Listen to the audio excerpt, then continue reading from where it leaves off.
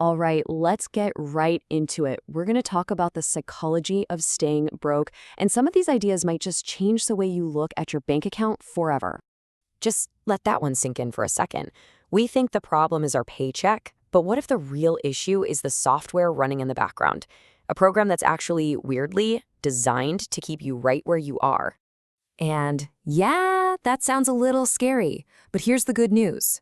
Once you see the code, once you understand the programming, you can actually start to rewrite it. So stick around, and that's exactly what we're going to do. Okay, so what is this secret program? Well, the best way to think about it is like a financial autopilot system that's built right into your brain. You see, your brain absolutely loves things to stay the same.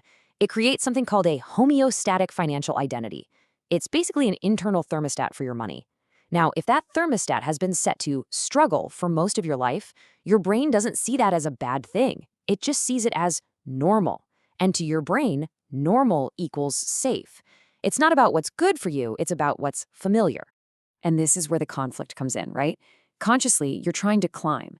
You want more freedom, more opportunity. But your subconscious autopilot, it has a totally different flight plan.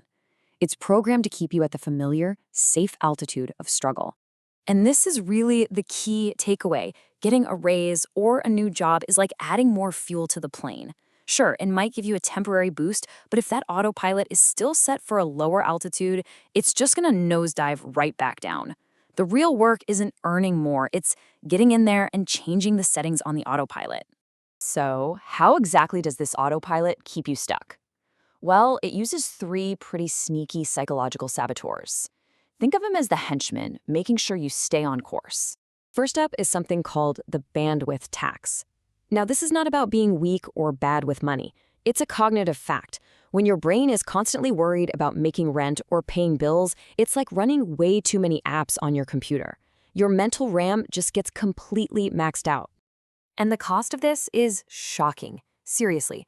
Studies have shown that the mental load of just dealing with financial scarcity can knock about 13 points off your effective IQ. That's literally the same cognitive hit as losing a full night of sleep. So you're not dumb, you're just mentally exhausted. And let's look at how this plays out in real life. It messes with your fluid intelligence, which makes it super hard to understand the fine print on a loan. It tanks your executive function, which is your brain's main defense against making an impulse purchase or falling for a predatory offer. And that's a cruel joke, right? The very stress of being broke makes you more likely to make the exact decisions that keep you broke. It's an incredibly effective trap.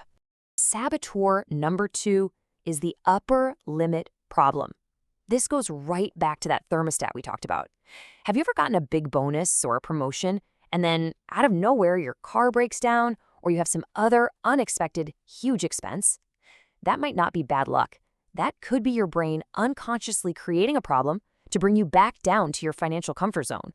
And finally, there's the crab mentality. You know, like when you put a bunch of crabs in a bucket, as soon as one starts to climb out, the others will literally pull it back down.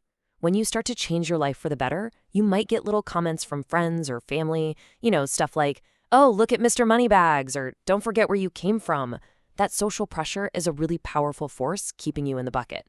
Okay, so that's the problem. How in the world do we fix it?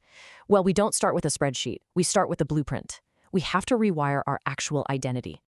And here's a simple 3-step process to do just that. First, you have to embody the identity before you actually believe it.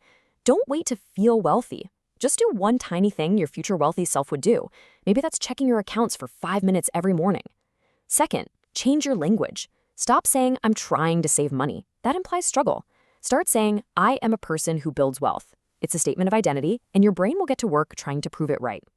And third, instead of just repeating affirmations, ask lofty questions. Asking, "Why am I so good at managing my money?" actually forces your brain to start looking for answers and evidence.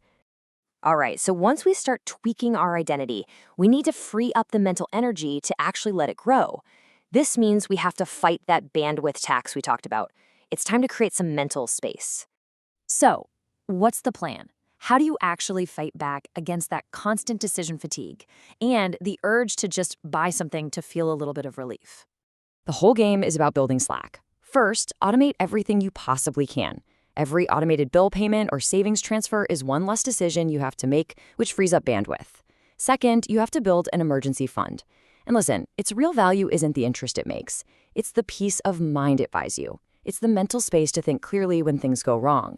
And third, for any non-essential purchase over, say, $50, create a mandatory 24-hour cooling off period.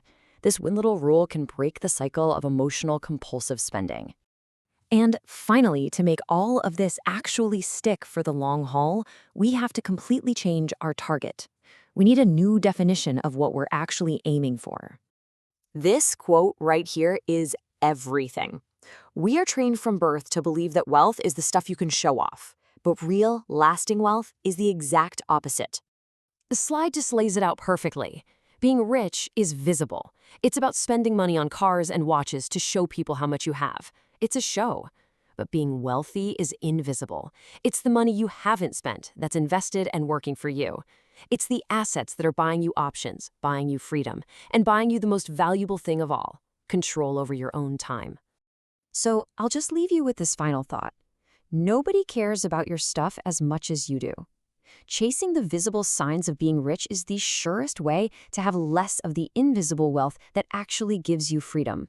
So the real question isn't what you'd buy with $1 million, it's what would you do if you had total, absolute control over your time. Answering that, that's the goal. That's real wealth.